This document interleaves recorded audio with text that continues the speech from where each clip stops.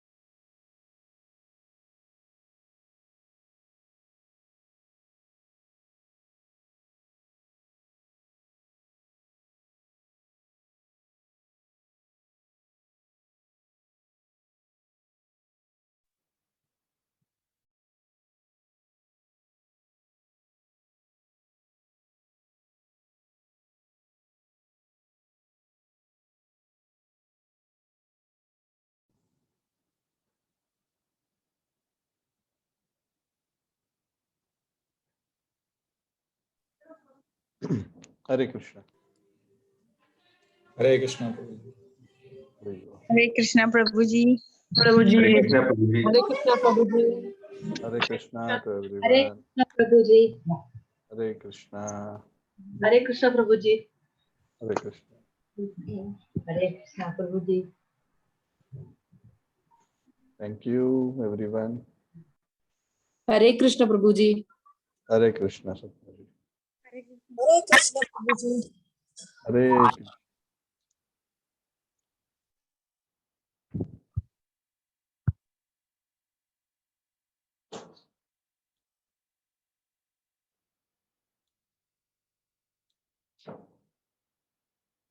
हरे कृष्णा प्रभु जी। हरे कृष्णा।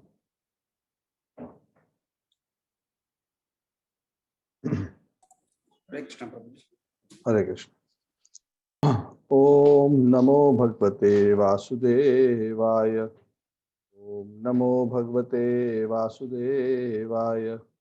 ओम नमो भगवते वासुदेवाय। नारायणं नमस्कृत्य नरं चैव नरोत्तमं देवीं सरस्वतीं व्यासं ततो जयम् उदीरयेत्। नष्टप्रायेषु भद्रेषु नित्यं भागवत सेवया भगवती उत्तमश्लोके भक्तिर्भवति नैष्टिकी। कृष्णाय वासुदेवाय देवकी नंदनाय च नन्दगोपकुमाराय गोविन्दाय नमो नमः। ओम अज्ञानतिमिरान्धस्य ज्ञानाञ्जनच्छलाकया चक्षुरुन्मिलितं येन तस्मै श्रीगुरवे नमः। श्रीचैतन्यमनोभीष्टं स्थापितं येन भूतले स्वयं रूपः कदा मह्यं ददाति स्वपदान्तिकम्।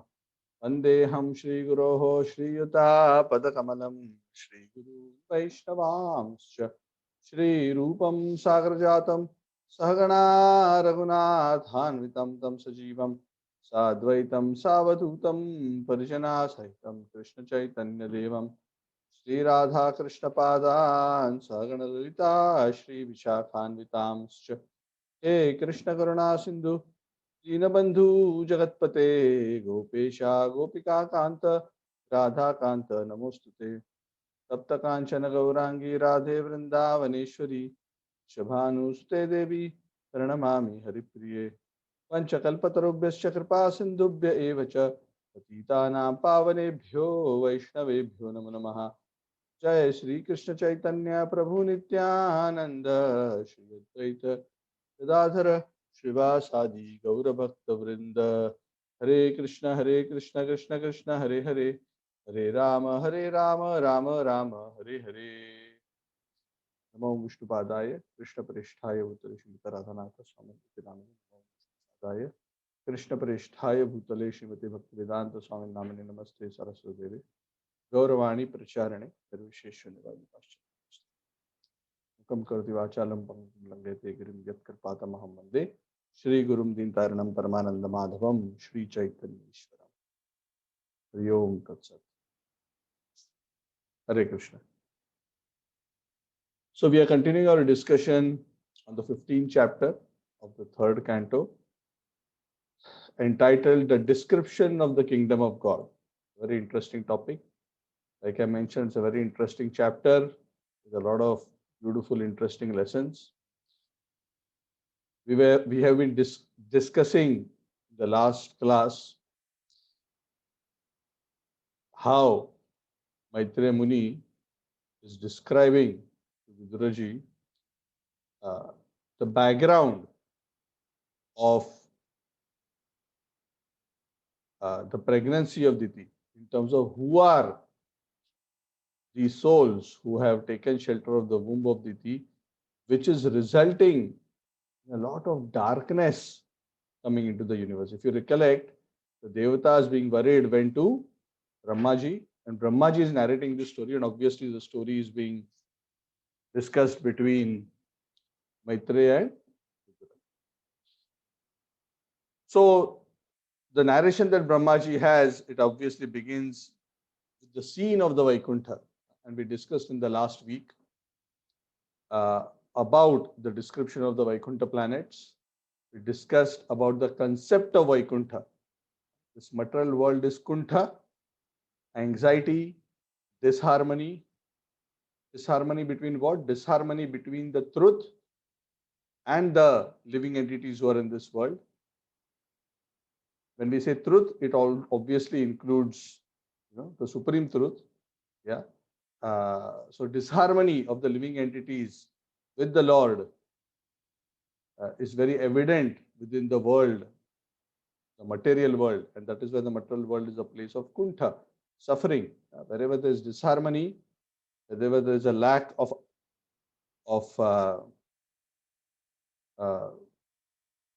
properly being aligned with the framework of reality, obviously it is going to result in a frustrating situation. So this material world is known as kuntha, and the spiritual world is known as Vaikuntha. That is the place of perfect happiness, and that is the place where one has perfect connection with the Supreme Personality of Godhead, and one can be in perfect harmony with the Supreme Personality of God. So beautiful description has been given of the Supreme Lord and his abode, of how that abode is extremely opulent, full of pure living entities who have spiritual bodies, and not just spiritual bodies, youthful, beautiful spiritual bodies which never age. There's no birth, there's no old age, there's no disease, and there's no death. Eternal lives with spiritual bodies which are eternally youthful, and not just youthful and beautiful, but the bodies are resembling the features of Lord Narayan himself. Forearms, bluish complexions, Shankha Chakra Gada Padma in the hands of the residents of Vaikuntha as well. So very beautiful, very amazing. Of course, we also discussed that even though there are so many similarities, the beauty of the Lord and his personal form excels everything, and there is no comparison.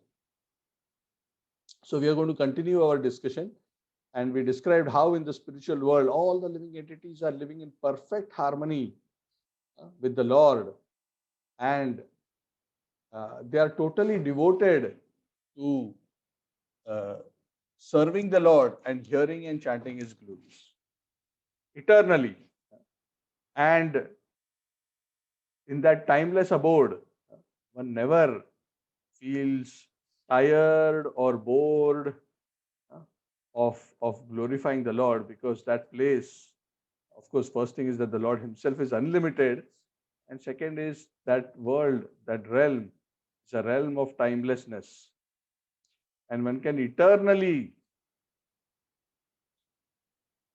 relish the unlimited sweetness of the Lord without ever feeling, oh, I had enough. That is the beauty of the spiritual world. Only in the material world we have this concept that after experiencing some pleasure, we will eventually get bored. Yes, this is very common. No matter what we seek in the material world, after some time we will get fed up. In fact, many people, as soon as they get it, very short time they become fed up. Oh, this is not so great after all. How many of you have experienced this? So sometimes we long for something, and finally we get it. And within very short time after getting it, we feel, oh, we immediately start thinking, maybe what should I do next? Okay, this is done.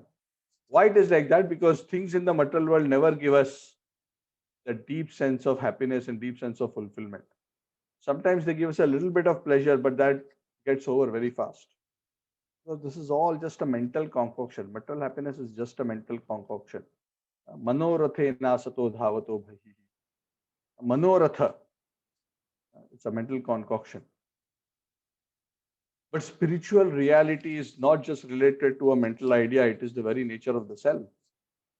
And the self, the pure Atman, when it is connected to the Supreme Lord, it can relish unlimited sweetness, timeless sweetness, and one never feels that he has had enough.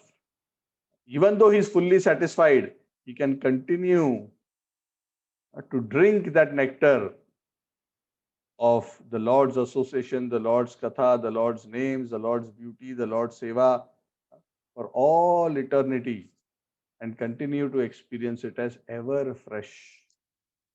That is the beauty of spiritual life. So after having described the spiritual world,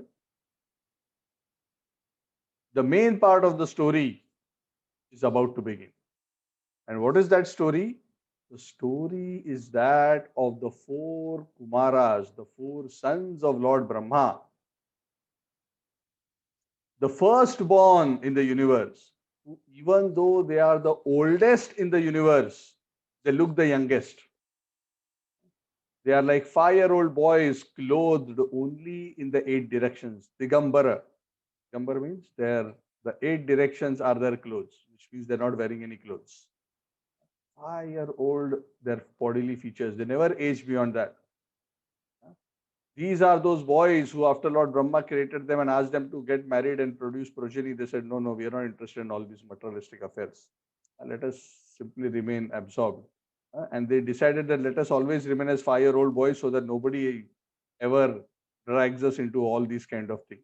We'll remain like, of course, even though from a bodily perspective, they are very young boys, but they are very, very highly realized in spiritual realization. In fact, they had learned from Lord Brahma about spiritual science, and they were firmly established in transcendence, especially in the conception of the impersonal aspect of the Lord, by which the Lord is present everywhere across existence. So these sages, the four Kumaras, they are such elevated souls. They are such perfected mystic yogis. So one of the abilities that mystic yogis get, of course, as a yogi makes advancement in mystic yoga, at a particular time onwards, they start getting siddhis. Siddhis are material perfections. They are able to do and perform activities which would be considered by ordinary human beings as miracles. They start getting control over various aspects of this material manifestation.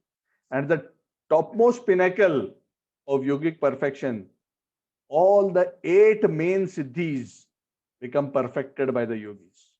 Anima, Laghima, Prapti, Kama, Vashayita, and so on. There are 8 names there. One can become bigger than the biggest, lighter than the lightest, smaller than the smallest. One can create even planets just by desiring. One can travel anywhere. So that then There are various kinds of mystic siddhis which are available. So these yogis, these 4 Kumaras, they were so exalted and so pure and so perfectly situated in spiritual realization that they could not just travel all over the material universe, but they were actually able to go beyond the material universe and approach Vaikuntha, which practically, hardly any yogis are able to achieve that kind of a perfection. So the description is given that these 4 Kumaras, Sanak, Sanatana, Sanandana, and Sanat Kumar, they reached Vaikuntha, and Vaikuntha has 7 gates. You enter a gate, you go ahead through a pathway, then there's one more gate. You go ahead, then you have to cross one more gate. So they cross 6 gates.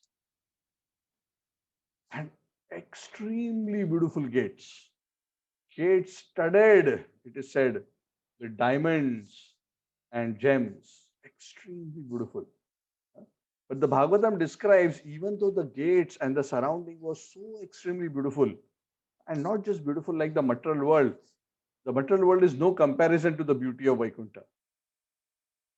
Extraordinary beauty and increasing beauty as they are getting closer and closer, one gate after another. And it is said, even though it was so beautiful, they did not feel any astonishment. And it is explained why they were not so astonished. Because they were so eager to see Lord Narayan when they approached Vaikuntha, that their mind was so fixed on the eagerness of seeing Narayan that they were not so distracted by these beautiful sights around them. Finally, they come to the last door, the 7th door of Vaikuntha. At the 7th gate, they saw, the 4 Kumaras saw 2 very beautiful, young, bodied guards standing at the gate. These guards looked very alike and they looked very young. First of all, why did they look alike? Because they are residents of Vaikuntha. Both of them had 4 arms. They had a bodily complexion like Lord Vishnu. They were holding Shankha, Chakra, Gada, Padma, and practically all living entities in Vaikuntha or of a youthful age, maybe around 24 odd. Of course, we cannot say 24 because there is no age, but I'm just trying to compare with in this material world how a young 23, 24 is considered like a peak of youth. And the best age in teenage is considered between 14 and 16. So Krishna in Golok Vrindavan enjoys at that age of 14 and 16. But Krishna in Dwarka, he enjoys at the age of 24. A young, mature man, but still very young. So we are just comparing to the ages in the material world. Obviously, in the spiritual world, there is no concept of material age. But these 2 youthful guards who looked very similar, they were standing on 2 sides of this gate. They were armed with the Gada. Now, many of you, if you have gone to Vishnu temples, you would see just outside the altar, at the arch, just before entering the main altar, and sometimes even just outside the main gate, sometimes you'll see these 2 Vishnu Dutas. These 2 forms, just like Vishnu, holding Shankha Chakra Gada Padma on both sides of the door. Yes, I hope you have noticed. So these two personalities that you see in temples are the same personalities who are standing here. Their name is Jai and Vijay. Jai and Vijay.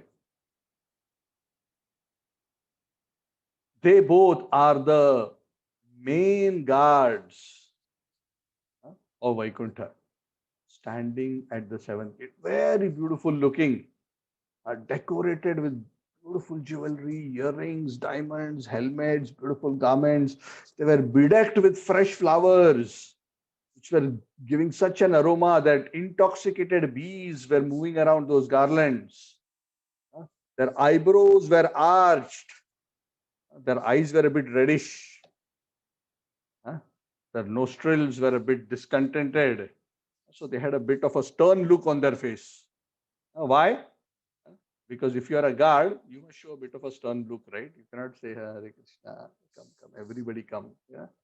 So guards give a little bit of, that's part of the job description. Yeah.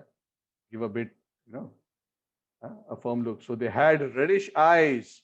They appeared somewhat agitated. They were standing there firmly. So these great sages, they were like small boys. They could travel everywhere. In fact, as young boys, they could travel all around the universe and nobody would stop them. Of course, great sages anyway should not be stopped by anybody. See, sannyasi especially, they wear saffron clothes. They are allowed to travel. The saffron clothes of a sadhu is like a license to travel all over the world. Because the saffron cloth, this cloth of renunciation, and we are talking about genuine people who are actually renounced, not just pretenders who simply put on the cloth, for free lodging and boarding. We're talking about genuine sadhus. The saffron color represents the spirit of sacrifice. It represents a person who has sacrificed his own personal interest for the supreme interest of the supreme truth. And part of that interest of the supreme truth is to help all living entities by helping them to also get connected to the Lord. That is why the main business of sadhus is to travel from home to home, from town to town, everywhere, and disseminate spiritual knowledge. So that cloth of the sadhu is like a passport and a visa everywhere. This is how it would be in olden times. If you are a sadhu, nobody will stop you. You can travel everywhere. In fact, they can just walk into a king's palace, a sadhu. No guards would stop. No guards would stop a sadhu. In fact, they could walk into the court, and when the sadhu or the sannyasi would come into the court, the king would stand up and make the sadhu sit on the throne. And the sadhus would never get attached to the throne. They would tell the king, it's okay, you sit on the throne, I will sit on the side, no problem. So that is the kind of access this sadhus had. And what to speak of the four Kumaras? The four Kumaras were like four young boys. And young boys, especially small children, they have even more access to everywhere, isn't it? Small children can run around everywhere. They can go everywhere. And nobody bothers. Nobody says, oh, why this child came here. Even as very young children, when we would play in our area, in our colony, we would just go from our colony was a colony of bungalows. So we would just go from one bungalow to another courtyard. We would go and play and run around. Nobody would bother. Sometimes we'll just go to some house, ring the bell, say, I want water. They'll give water. They're not bothered. Nobody will bother. So small children are welcome everywhere. Nobody is bothered. So these Kumaras, they were sadhus. At the same time, they had the form of children, so nobody would stop. They had passed through the 6 doors of Vaikuntha, and nobody had stopped them. And of course, beings fully spiritually realized souls, they had no concept of differentiation in terms of this is mine, this is yours, this is somebody else's.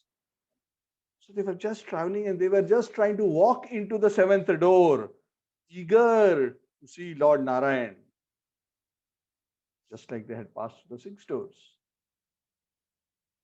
And just as they were about to pass through the seventh door, these two bodyguards of Lord Vishnu, they put the staff in the middle and they stopped these four Kumaras from entering Vaikuntha. Like immigration check. Why are you here? Yeah. What is your business entering here? These four great sages, they were so excited to enter Vaikuntha and see the Lord. It was a rude shock for them that they are being stopped like this. So actually they became a bit agitated and angry that how come we are being stopped at the entrance of Vaikuntha? How is it that these guards are behaving like this in a rude manner with sages? This is not at all befitting somebody who's a resident of Vaikuntha. And that was correct, because the behavior of these guards was actually not appropriate. This is not how sadhus should be treated. This is not how pure devotees of the Lord should be treated. So these Kumaras, they became angry and their eyes became red. But please understand, the anger of these Kumaras is not a material anger, because material anger cannot be manifested in the spiritual world. Because material anger is a symptom of the mode of passion. When in the material world, what is anger? Anger is frustration of material desire. Correct? From kama comes krodha. When material desire becomes frustrated, anger comes. Oh, why I didn't get this? Oh, why you did like that? That is anger. That is mode of passion. But similar symptoms like anger, that kind of agitation, but if it is based on spiritual desire, then it is not considered undesirable. It is not considered material. It is considered spiritual. So this anger of the four Kumaras was not because of any material ego, but rather it was that their intense desire to see the Lord has been impeded. That is why they became agitated. So this is a wrong conception sometimes people have, that a person who's a great devotee can never be angry. Should always be peaceful. So this is a wrong conception. Srila Prabhupada would explain this many times. If that was the case, that pure souls can never ever be angry, then how do you think Hanuman burnt Lanka? Hanuman is a pure devotee of Lord Ram. Do you think he went and burnt Lanka and he was just smiling as he was burning Lanka? Do you think all the monkeys were smiling as they were fighting with the various demons? They were with full, from an external perspective, with passion, with rage. They were fighting. Even Arjun, when he was fighting the battlefield of Kurukshetra, Bhima, others, they were fighting. Their motivation in their fight was never their own personal satisfaction. So the anger of Hanuman is glorified. It is not criticized. Everyone glorifies. Oh, Hanuman is so great. He burnt Lanka. If you go and burn your neighbor's house, you will go to jail. So that is if we become frustrated, we become angry. That's all material anger. But Hanuman's anger was directed towards his seva for Sri Sita and Ramachandra. So that kind of anger is not a problem. In fact, that kind of anger is said to be desirable. The scripture says somebody criticizes the Lord. or criticizes or offends his pure devotee, if we do not get angry and take the necessary steps to stop the other person from offending the Lord or his devotees, then we become part of the offense. So spiritual anger is desirable. It is not considered a fault. So this anger manifested by the Kumaras was actually perfect because their eagerness to see the Lord. Correct? For example, you are eager and you are wanting to see the Lord and you are rushing to the temple and the darshan is closing at 4 p.m. You are rushing and it is 3:58. But some administrative person from the temple closes the door at 3:58. We are so eager to see the Lord. And he says, no, now temple closed, go home, go home. So, no, it's only 3:58, it's not 4. Open, I'm eager, I want to see. No, go. I have some work to do, I'm going early today. Obviously, you'll get angry. So that anger is not material. That frustration is not material. So this kind of a spirit, which is impelled by the desire to serve the Lord or his devotees, is not considered material. So the 4 Kumaras expressed that kind of an anger and they began to speak to these guards. They were quite angered and they said, who are these 2 persons? What kind of personalities are these? They are supposed to be in Vaikuntha, they are doorkeepers of Vaikuntha, and how come they are treating sadhus like this? And from where did they develop this mentality of friend and enemy? Because Vaikuntha is beyond all dualities. How can an enemy ever even enter Vaikuntha? It is not possible. Actually, in one sense, if you think deeply about it, does Vaikuntha need a guard? Is it that, I can say, okay, now, I'll just go online and book one ticket to Vaikuntha and then go there, get down, and then I will somehow negotiate with Jay and Vijay, please let me in for a short while. No, nobody can even access Vaikuntha. Nobody can reach there unless they are thoroughly purified of all material contamination. So the Kumaras were thinking, don't these guards know? If we were not actually qualified, if we had any tint of material contamination, we would never even be able to reach the 7th door of Vaikuntha. Why are they stopping us here? Because the very fact that we are here means we must be qualified, isn't it? Of course, they were very humble. They were not thinking of themselves highly qualified, but they were surprised that how come residents of Vaikuntha are having this kind of a mentality? Because those who are pure devotees of the Lord are expected to have similar qualities like the Lord. Not in quantity, but at least in quality. What is the possibility that an enemy can come to Vaikuntha? It is impossible. Who can become envious of him and attack him in Vaikuntha? It is not possible. That's why the Kumara started thinking, these 2 guards must be imposters. Because a true Vaikuntha resident cannot develop this kind of a mentality. When somebody starts suspecting certain bad qualities in others, that actually is also an indication that probably that bad qualities exist in that person himself. And that is why they are looking at others as full of faults. So the Kumaras started thinking, because they are looking at us as enemies, this sense of friend and enemy must be within the heart of these imposters themselves. This is a very interesting point.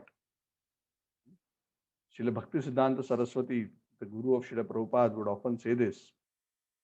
He would say that we see faults in others. Why? Because that fault actually exists in us. So we are able to identify it in others. That's why when we are actually critical of others, see, he's like this, we must understand that means we have also those qualities. It's not that the other person may have, may not have. That's another question altogether. Huh? But one thing is true, that we have that quality in us, that bad quality. That is why we are resonating with that quality in the other person. Or in the worst case, we are imagining that quality in the other person. And that is why it is said that those who are thoroughly purified souls, they never see the fault of others and they never criticize others. That's a very interesting point. In fact, they just see good in others. They overlook their faults and look at the good. Even a little bit good they glorify. And this is the Lord's nature also. What to speak of pure devotees? Even the Lord is Saragrahi. Likes to look at the good qualities, the essence. So the Kumaras became upset. They said, how come? These must be imposters. How can there be any disharmony in Vaikuntha? Vaikuntha is the abode of perfect harmony. In fact, all those who are disharmonious, for them only this material world is created. Isn't it? We discussed this point in great detail. Those who are disharmonious with the Lord, they are given the opportunity to be independent of the Lord by giving them the facility of the material world. But Vaikuntha is the zone of perfect harmony. The Lord and the devotees are residing there. The parts and parcels of the Lord are perfectly serving the Lord in perfect satisfaction. No question of disharmony. And that is why there is perfect peace, perfect happiness, perfect satisfaction in the spiritual world.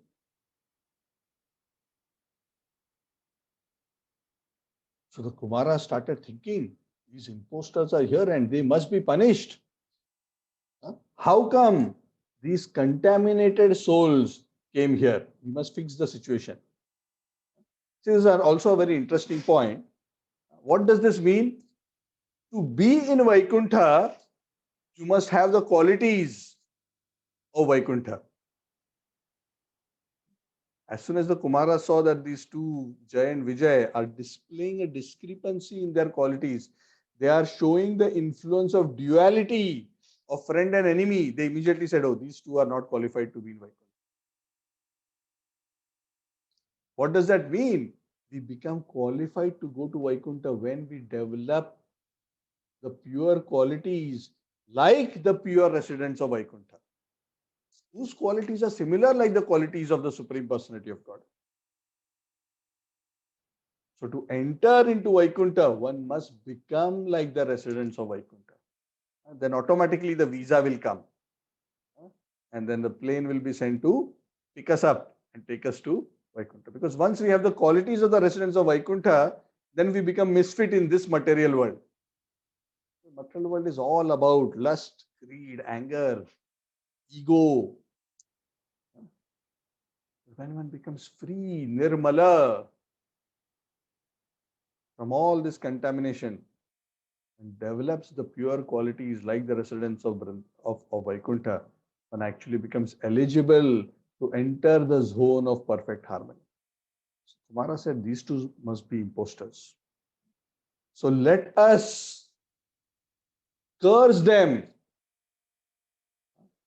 These two Kumaras, so the four Kumaras cursed these two doorkeepers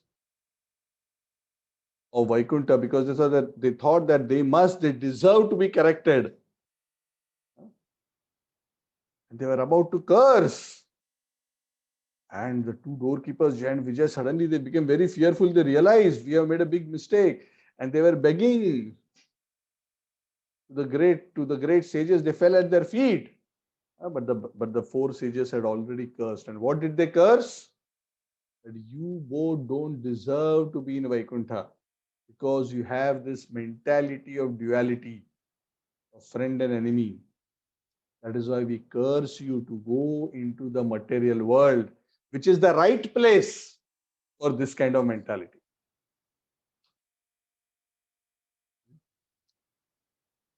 Jay and Vijay, realizing Because these are great sages, these are great devotees. Their words, their curse cannot go in vain, it cannot be counteracted by weapons. The curse and the blessings of great souls, especially the pure souls, the pure devotees, is practically irrefutable. But they were begging them, no, no, no, no, please, please. Huh? They said, yes, we realized we made a big mistake. Jay and Vijay said, and in that sense, you are right in cursing us. They didn't blame them, Oh, you don't know who we are. We are doorkeepers of Vaikuntha. How dare you do like that? No, no, they didn't take a position like that. They took a humble position. They said, yes, we accept. We made a mistake. We shouldn't have stopped you. We don't know from where this mentality came to us that we stopped you. And we are very repentant for it. But actually, see, this is another beautiful quality of Jay and Vijay. They didn't blame them. They said, actually, we deserved it. We made a big mistake. But we are genuinely repentant for what we did. So while we know that we deserve punishment and we accept your punishment, but please, please, please do one favor for us. We will go to the material world like you have told us. We are only afraid of one thing. We don't mind going into the material world and going through various situations of birth, old age, disease, death. That is not our greatest worry. Our greatest worry is that what we see is that when living entities fall into the material world, they become forgetful of the Supreme Lord. That we are very afraid of. Because once a person becomes forgetful of the Lord, he falls totally into illusion. He becomes lost. And we don't want to forget the Lord. So please, while we accept your punishment, give us this one blessing that even though we may go into the material world, we will never, ever be forgetful of the Lord. We will always be able to remember the Lord. Even though we are in the world where all living entities are suffering because of the three enemies. What are those three enemies? The three enemies are lust, anger, and desire. So, please, at least give us this blessing. Now, as this whole scene was unfolding, it is a very odd scene. A very odd scene. First of all, rarely you will have visitors at Vaikuntha. Yeah, Vaikuntha is not a place where you get, it's not like a big line. If you go to KLIA or Singapore airport, Los Angeles airport, there's a big line, people wanting to go. But how many people are qualified to line up to go to Vaikuntha? Very, very, very few living entities qualify.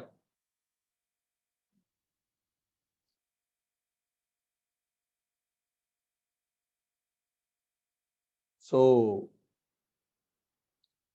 it is not, that itself is not common. On top of that, it was very uncommon that Jay and Vijay would behave like this. Jay and Vijay are the personal associates of the Lord. They're very dear devotees of the Lord. So it's also a mystery. How come Jay and Vijay behaved like this? Now, there's a reason for the mystery. We'll discuss it later. But that's a surprise, isn't it? At the gate of Vaikuntha, it appeared almost like a quarrel broke out. And quarrel not between ordinary people. Quarrel between the four greatest sages, self-realized greatest sages of the material world, and two of the most intimate associates of the Lord from Vaikuntha. Both, in one sense, perfected souls. Now, this also is very unusual. And this cursing happened. Actually, It is not that Jay and Vijay were, if Jay and Vijay wanted, they could have also counter-cursed the sages. They are extremely powerful. They are residents of Vaikuntha, but they did not. They took a very humble position in front of the sages. Now, as all this whole scene was manifesting, the Lord, who's in Vaikuntha with Lakshmi Devi, he realized the pandemonium that was going on outside the seventh gate, and realizing that this kind of a unusual situation had come about, Lord Padmanabh himself personally rushed from his palace to the gate of Vaikuntha.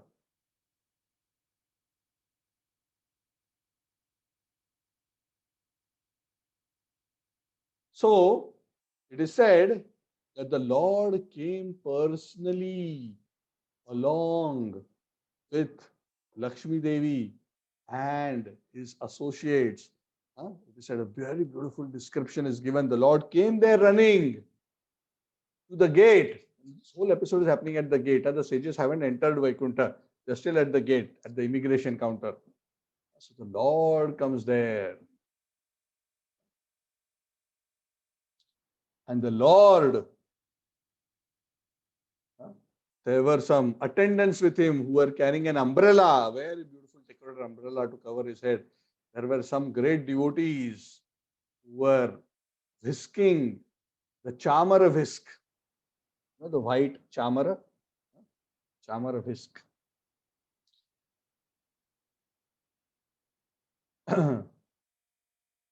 And as the beautiful breeze was flowing there, it is said, the beautiful pearls on the umbrella were also moving. This is a very, very beautiful, extraordinary scene. Very beautiful. And the sages, while all this commotion was going on, as soon as the Lord appeared on the scene, the sages, they saw the Lord and they were so attracted by seeing the beauty of the Lord. The residents of Vaikuntha, Jay and Vijay, were very beautiful, extraordinarily beautiful. But the beauty of the Lord himself is super excellent. The Lord was smiling. And when they saw the Lord was smiling, the Lord looked at them and smiled. Now, when the Lord smiles, when we smile, our smile has very limited impact. Never mind how much we do makeup or lipstick or, teeth whitening. Our smile has very little impact. At most, the smile of a person who's materially very beautiful can at most agitate the other person's heart a little bit with material lust, at best. But the smile of the Lord is so beautiful and it radiates such an energy, such a spiritual energy. It touches the core of the heart. Actually, the soul feels bathed when the Lord looks at us and smiles. It is not just something which satisfies the mind, it just bathes the soul with his beautiful grace. And they were feeling bathed by the grace of the Lord. And they were looking at him, his gorgeous, beautiful, blackish colored body, his very broad chest, on which there is the Srivatsa mark where Lakshmi Devi resides. That Lakshmi Devi, who is the goddess of Vaikuntha, and that Vaikuntha which is above all material planets. Lakshmi Devi is more beautiful, millions of times more beautiful than the most beautiful lady in the material world. And I'm not talking about the earth. It is said on earth, the most beautiful lady on earth, if you compare with the heavenly planets, the average looking person in the heavenly planets will be hundreds of times more beautiful than the most beautiful person on earth. And in other higher planets, it will be more and more and more. And Lakshmi Devi's beauty is millions of times more beautiful than what we can even conceive on earth. And it is said as Lakshmi Devi was standing next to Lord Narayan, Lakshmi Devi's beauty seemed to be fading in front of the beauty of Narayan. Narayan's beauty was so extraordinary. And again, his beauty is being described. He was wearing a pitambar, beautiful yellow silken cloth. His chest is broad. His waist is thin, but it is said his hips are also broad. You've seen like a bodybuilder, right? They have a big chest, then there is like a V shape, and then the hips are again broad. Something like that. Of course, the Lord, doesn't flaunt a six-pack in that sense. It doesn't look like a bodybuilder. His body is strong, yet very gracefully beautiful. The Lord's body is not beautiful just like a bodybuilder. It's much, much, much more beautiful than that. The Lord was wearing a garland of Vaijayanti fresh flowers, again with beautiful bees humming. His wrists were decorated with bracelets, beautiful ornaments, beautiful alligator-shaped earrings were hanging on his ears, beautiful studded helmet. One hand the Lord was placing on the shoulder of Garuda, who was standing next to him. So bowing down in front of the Lord, he has placed his one hand, and in the other hand, the Lord was twirling a lotus flower. Very beautiful description. It is said the Lord looks so beautiful, very beautifully, with one hand rested, the other hand twirling a lotus flower. Such gorgeous beauty. The Kaustubha Mani on his chest, and a beautiful necklace adorning his chest in between his strong arms. His beauty was super excellent. And the sages, they were saying, that this beauty is so exquisite that these four great sages couldn't take their eyes off that beauty. And Brahmaji, because he's describing this scene to the Devatas, he's saying, even I, Brahma and Lord Shiva are hankering to see this beauty. And this Lord Narayan is worshipable by us. And these great sages were looking at him and drinking the beauty of the Lord's beautiful form with their eyes. Unsated. Unsated means no matter how much they were looking, they were just drinking and drinking and drinking that beauty. And full of, great amazement. And as this was happening, it is said, a beautiful breeze came. And the Lord, at the lotus feet of the Lord, there were some tulasi leaves offered. And the breeze carried the fragrance of the tulasi leaves mixed with the flowers offered to the lotus feet of the Lord. And they brought the aroma of the tulsi leaves offered to the Lord's lotus feet entered into the nostrils of these four great sages. And as they smelled the fragrance of the flowers and tulsi offered to the lotus feet of the Lord, their hearts became totally sold out to the Supreme Personality of Godhead. Their whole body and mind changed. Even though these great sages were fully realized, they were attached to the impersonal aspect of the Lord, the all-pervading Brahman effulgence. They had heard about the Supreme Lord. They had heard about the form of the Lord. They knew that great sages meditate on him, and they had also probably meditated based on the instructions they received from Brahmaji. But now they were seeing that Lord face to face. That Lord who is imagined by the sages within their heart. The Lord is within the heart, but the form has to be imagined. Eventually, he becomes realized in the heart, and the darshan is available. That is at a very advanced stage. Before that, sages have to imagine that form, but that same form was directly visible to the great sages directly in front of the eyes. And his beautiful face of the Lord is compared to the whorls of a blue lotus. And the smile of the Lord is compared to a blossoming jasmine bud. The sages are so satisfied. And they were looking at the beauty of the Lord from top to bottom again and again and again. So the Lord's beauty is so exquisite. One can go on eternally looking at the beauty of the Lord and never feel, okay, enough. I have had enough. Finally, they fixed their minds on the lotus feet of their Lord. It is said they were watching the toenail of Lord Narayan, which was reddish in color, was shining like a ruby.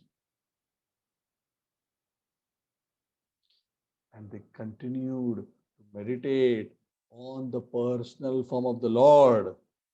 And they were thinking, this is the same form that the yogis meditate. But this form which the yogis meditate by their mental conception, we are so fortunate. We have got the personal darshan of that form. This form is not imaginary. Now we are actually seeing that this form of Narayan, which the scriptures describe, which the yogis imagine for their meditation, is real. It factually exists, and we are seeing it face to face, and it is more beautiful and attractive than anything that we could have ever imagined. The Kumaras become so overwhelmed by that beautiful scene, and especially when their hearts become sold out to the Lord, devotion to the Lord appears in their heart. Until that point, these four sages, they were jnanis, they were realized, but they were jnanis, they were not bhakta. But when they see the beauty of the Lord and when they smelled the tulsi and flowers offered to the lotus feet of the Lord, their hearts became attracted to devotional service. See, this is the beauty of bhakti, that even liberated souls who are free from all material attraction, they also become attracted to bhakti. This is described in the Bhagavad Gita. Brahma bhuta prasannatma na shochati na kankshati samah sarveshu bhakteshu mad bhaktim labhate param. Those who have reached the Brahman stage, when they become fortunate to connect with the Lord or his pure devotees, they become attracted to my bhakti and they become my bhaktas. Mad bhaktim labhate param. Also, the Bhagavad in other places also describes that even, especially the Atmaram verse, Atmaram api munayo nirgrantha api urukrame kurvanti ahaitukam bhaktim itham bhuto guno harihi. Even those great sages who are liberated and self-satisfied, and these sages are the perfect example. Itham bhuto guno harihi. When they come in contact with the beautiful spiritual qualities of Hari, they become sold out and they become devotees. That is the attractiveness of bhakti, and that is the proof that bhakti is beyond liberation. Some people think bhakti leads to mukti, but no. Even those who are mukta, they also need to continue to advance further to become bhakta. That is why in the scriptures, there's a beautiful verse. Muktanam api siddhanam Narayana Parayanaha Sudurlabho Prashantatma Kotishu api Mahamune. Out of crores, Kotishu api Mahamune, great sages who are Mukta and Siddha, hardly one out of such millions becomes fortunate to get attracted and become a devotee of Narayan. That is the state. And the Kumaras were amongst such fortunate souls who get attracted. And they were so pleased and they were thanking the Lord. That, oh Lord, you who are in the heart of every living entity have now manifested and given your darshan.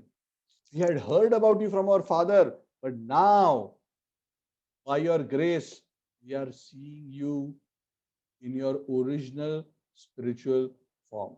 You must be very kind because it is not possible to see you unless you yourself shower your grace on your pure devotees.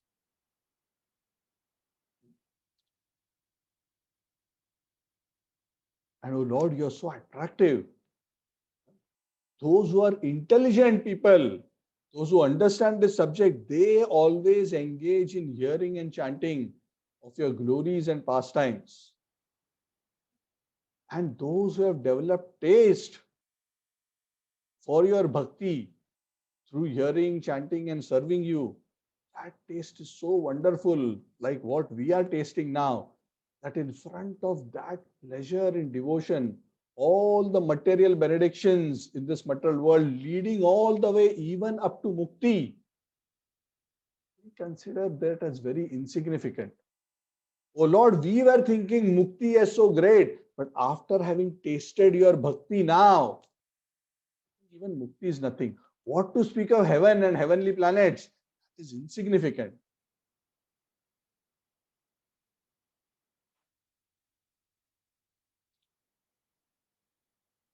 Your transcendental form and devotional service to you is so sweet, so fulfilling, so beautiful that nothing else can compare.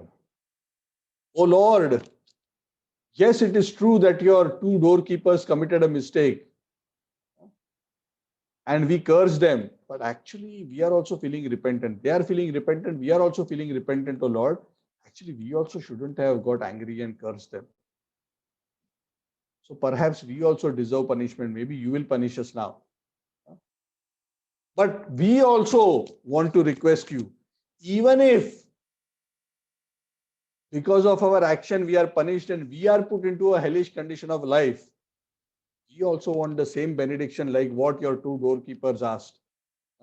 Let our hearts and minds always be engaged in the service of your lotus feet.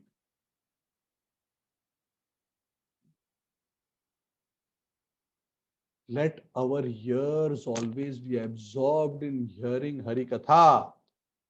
Our words always be speaking about your glories of your lotus feet, which were decorated with the tulsi leaves, which we smelled. That is the blessing we also ask. Now we are realizing what a great blessing it is to be your devotee. And we are also realizing that if one is absorbed in your consciousness, in Krishna consciousness, always remembering you and thinking about your service, then actually it doesn't matter even if we are in hell, even if we are in a demoniac species. If we are always remembering you and absorbed in you, we are always in perfect consciousness. Because at the end of the day, what is Vaikuntha and what is the material world? It is not just about being in a place, it is about a state of consciousness. Yes, of course, Vaikuntha is a place, a spiritual place. But ultimately, what that place is about a state of consciousness. So even a person who's in the material world who has that consciousness like the resident of Vaikuntha is actually in Vaikuntha. So no matter where we also go, we also want this blessing that we have Vaikuntha consciousness. And what is that Vaikuntha consciousness? Always remembering you. So please give us this blessing that we may always remain your servants. And thank you so much for your kind blessing for revealing this beautiful form of yours to us. Lord Shiva, in another chapter, in another part of the Srimad Bhagavat, says a very similar verse which is relevant to this discussion. He tells Parvati Devi this very same point. Lord Shiva tells Parvati, he says, Narayana para sarve na kutaschana bhibyati swarga apavarga narkeshu api tulyartha darshinah. The greatness of the devotees of Lord Hari, what Shiva is telling Parvati, is such that they are so absorbed in thoughts of Lord Hari that it doesn't matter for them whether they are in heaven or in hell or in the most difficult situation. Swarga, apavarga, narkeshu api tulyartha darshina. They see all of that equal. Because what matters to them is being fixed in consciousness on the lotus feet of the Lord. Very, very beautiful. This particular verse is told by Shiva to Parvati when Parvati, being upset by a great devotee of the Lord, Mara Chitraketu, she curses him to again become a demon. It's a story with a slightly similar setting, like what we are discussing here. We'll discuss that story another time when we come to that part of the Srimad Bhagavat. That's also a very, very beautiful story. So Lord Shiva also tells the same thing. Ultimately, the perfection of consciousness is to always be absorbed in remembering the Lord with great devotion and with an attitude of service. Okay. So with that, I will take a pause. So we have completed this chapter. It's very sweet, very deep. I'm not able to sufficiently well describe. So forgive me for my shortcomings. So I'll open up the floor for any questions or comments. Thank you.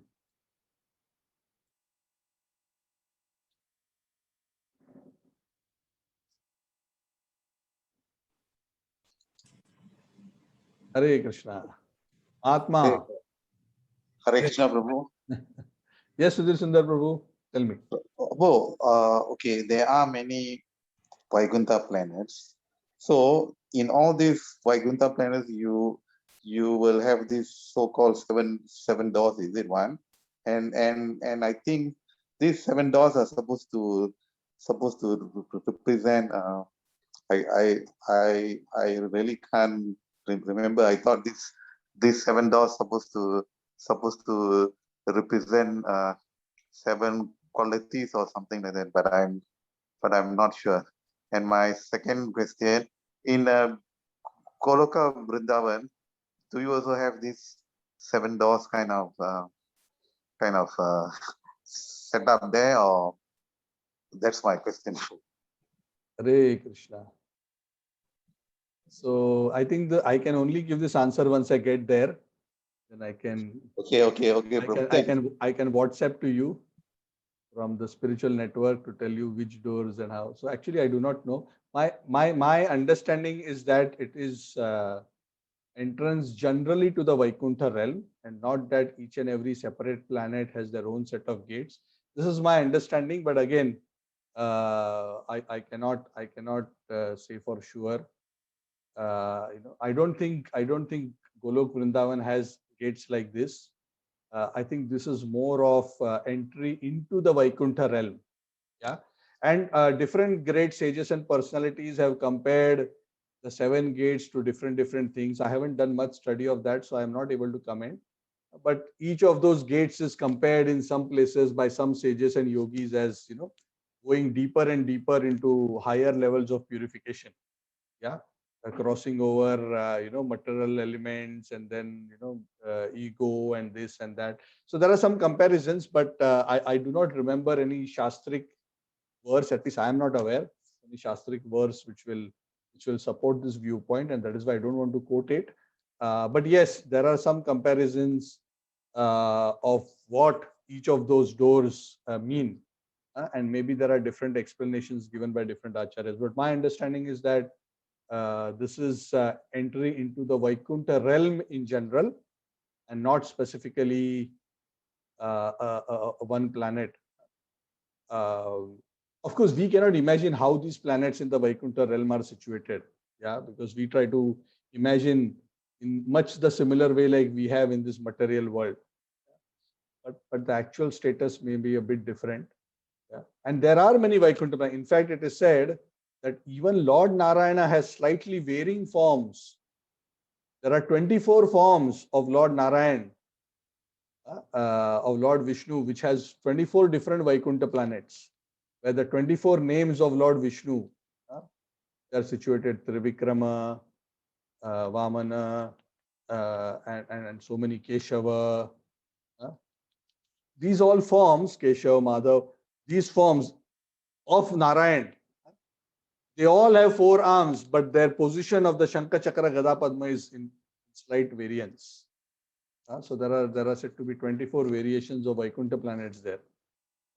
I also do not know much about, there is explanation in certain scriptures about what these variations mean and what is their significance, but it is said that each of those forms also have their own Vaikuntha planets.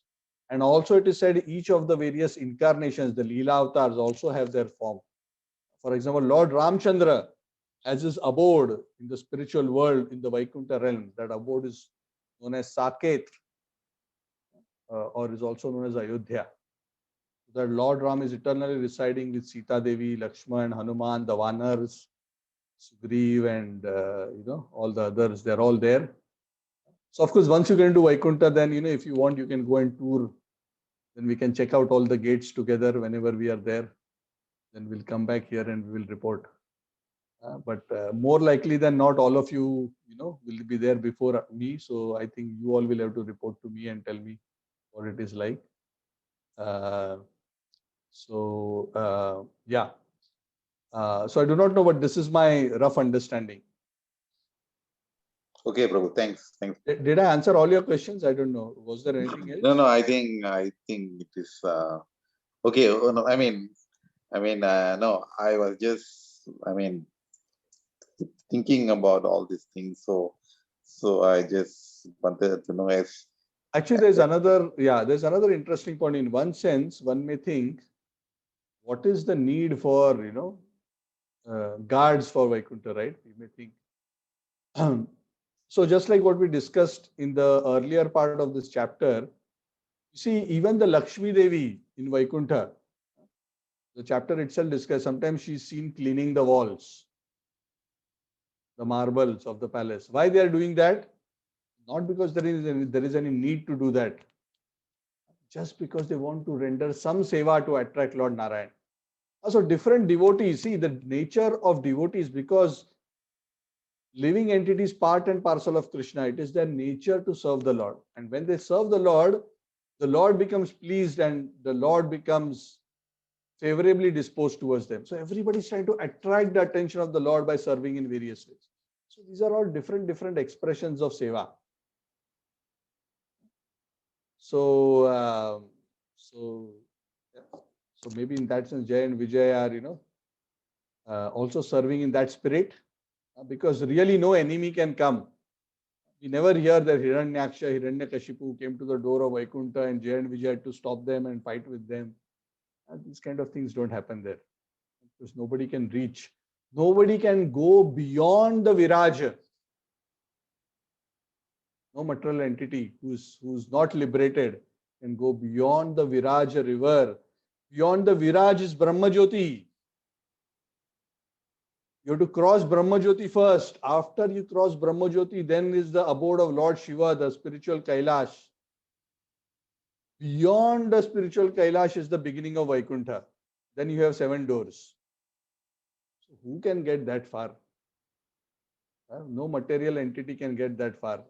One has to become fully purified. So there is no real question of any demon or any other person, reaching all the way there. So I don't know whether any one of you had that question, but I'm asking that question because so that maybe some of you who are hesitating to ask may get the answer. And that question is, how come Jay and Vijay did something like this? How did they develop a materialistic mentality of friend and enemy at the entrance of Vaikuntha if they were already beyond the material manifestation. Yeah, Hare Krishna Prabhuji. Yes, Hare I had Krishna. asked this question and I know the answer. You had told me the answer. Yes, please reveal the answer to everybody.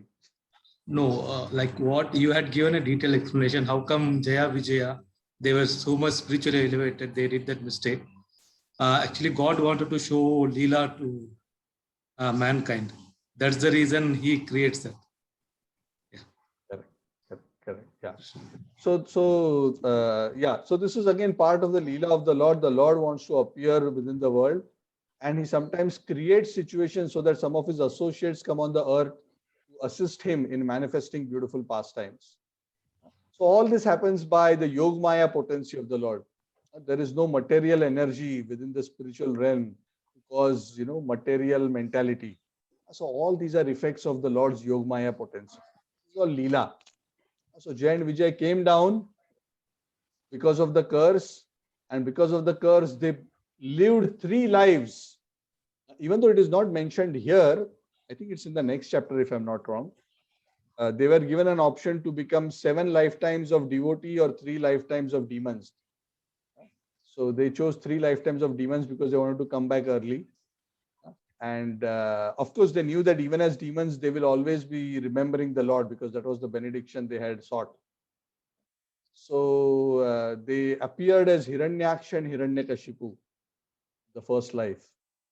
Ravan and Kumbhakarna in the second life. And Shishupal and Dantavakra in the third life. Like that. So all these beautiful pastimes manifested because of this episode. And that is why it is considered as the will of the Lord that all these things happen. Yeah, Prabhuji, one more question. Yeah. Maybe. Bhagavatam, the 10th canto describes complete life of Lord Sri Krishna.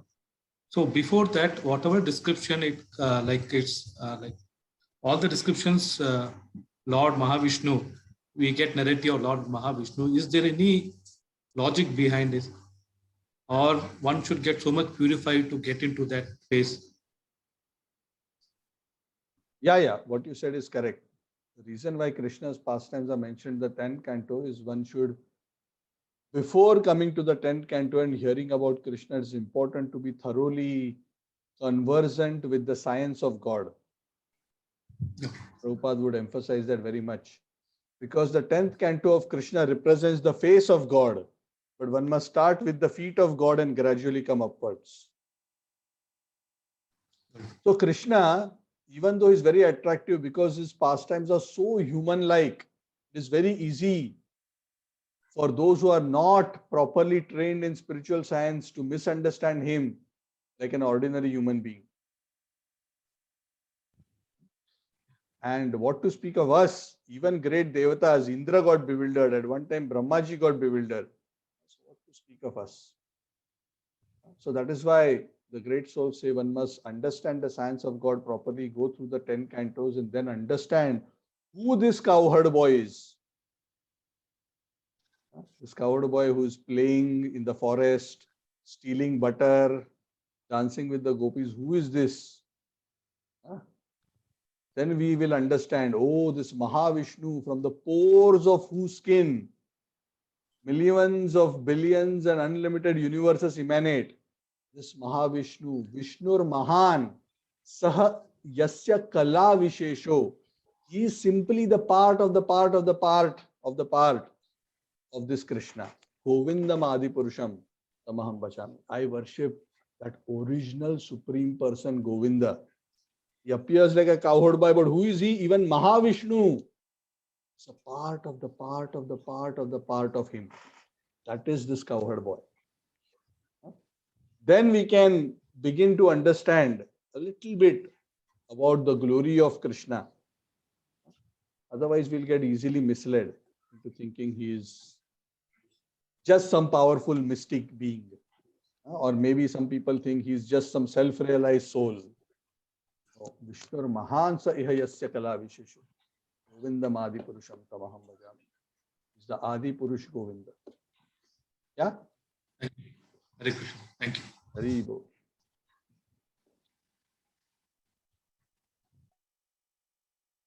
Okay, so thank you all very much. Yeah, okay. Grantharaj Srimad Bhagavatam ki jai, Srila Prabhupada ki jai.